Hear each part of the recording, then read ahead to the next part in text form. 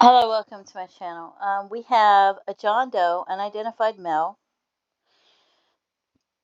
no image. I don't know why there's no image, because the estimated PMI is just minutes. Estimated to be around 20 to 40 years old. He died September 6, 1980. He's 6 foot tall, measured, only weighed 124 pounds. Pedestrian struck by a car, died at the hospital. Not recognizable, traumatic injuries. Maybe that's why they don't have a picture. Black, short, curly black hair, and they don't know who it is. And I couldn't find anyone to fit it. I don't know what area he was struck in. I don't know if he could have been taking the Greyhound bus and traveling, or a plane, or I don't know if he was visiting Atlanta, Georgia from somewhere, or if he lived in the area or anything like that. There's just no information here, and I couldn't find anybody that matched. So, and then we have missing, 8 days later in Atlanta, Georgia, a 10-year-old boy, 10 or 11-year-old Darron Glass, and nobody knows what happened to him. Atlanta, Georgia. There's all this speculation throughout, but nobody knows what happened to him. 4'9", 75 pounds, a 10, 11-year-old child, and nobody knows. Yellow shirt, brown khaki pants. Oh, why does that sound familiar? And white tennis shoes. I have to do more research on that later. But I couldn't find any matches for him. But I don't know. The khaki pants and the white tennis shoes sounds familiar, but I'm not sure. Anyway, he was last seen at his home, 2289 Memorial Drive, Southeast, on September 14th, 1980. He was living with his foster mom, Fannie Mae Smith, and 3 other children in East Atlanta. He had lived with Smith before for 9 months in 1979, but this time he'd only been at her residence less than 3 months before he vanished.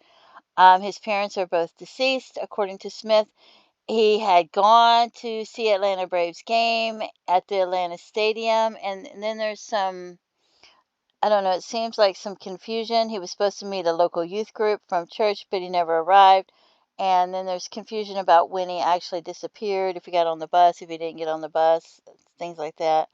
Another newspaper report says he did return on the chartered church bus to his foster home after 4 p.m., but left his home shortly afterwards and did not return. So then it makes you wonder, did he come back? Did something happen to him in the foster home? Um, Or, when did it happen? Another account says that he was seen getting off the chartered church bus at the corner of Glenwood Avenue Southeast and 2nd Avenue Southeast. So, what actually happened? There's so much confusion. So then, shortly after, Smith received calls where a person would call and hang up, allegedly, and it's unknown if the calls came from Darron. And another one, Darron's foster brother claimed that Darron had contacted him in late October, early November of 1980, but this could not be confirmed. So then they're saying he may have been a victim of somebody, and so they don't know if he was murdered, if something happened to him, if he was a victim of foul play. They just don't seem to have the information. And then I did a Google search of him, and you can do a Google search and see what you can find. There's a Washington Post from May 3rd, 1981. So there's some newspaper articles and things, at least one. Okay, and here's the Charlie Project. 10 years old, born May 23rd, 1970. Mild mentally disabled with an IQ of 65.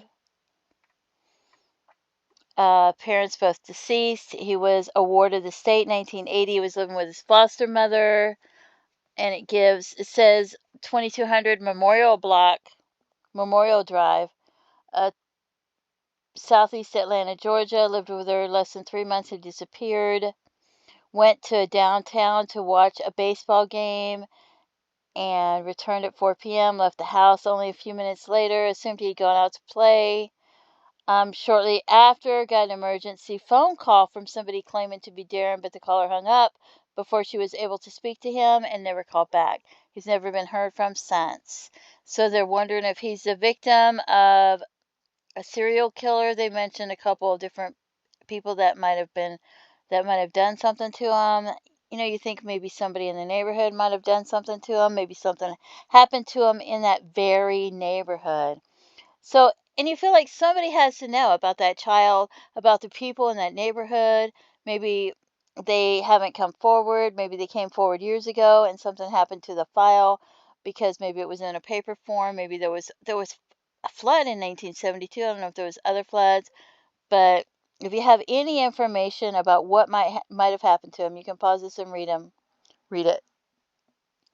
But please come forward if you have any information about him. You could try emailing. You could write it all down. You could write letters. You could email and CC different people, maybe a detectives, a police department, sheriff's department. If you're not sure if the emails are working, if you want to remain anonymous, you could write a letter, mail a letter. You could go in and fill out a report or any kind of any information you have. If you feel like it's hearsay, just let them know it's hearsay. It's not like you're going to testify in court. But somebody has to have information about what happened to this 10-year-old child, the people in the neighborhood, stories they heard, just any information you have whatsoever.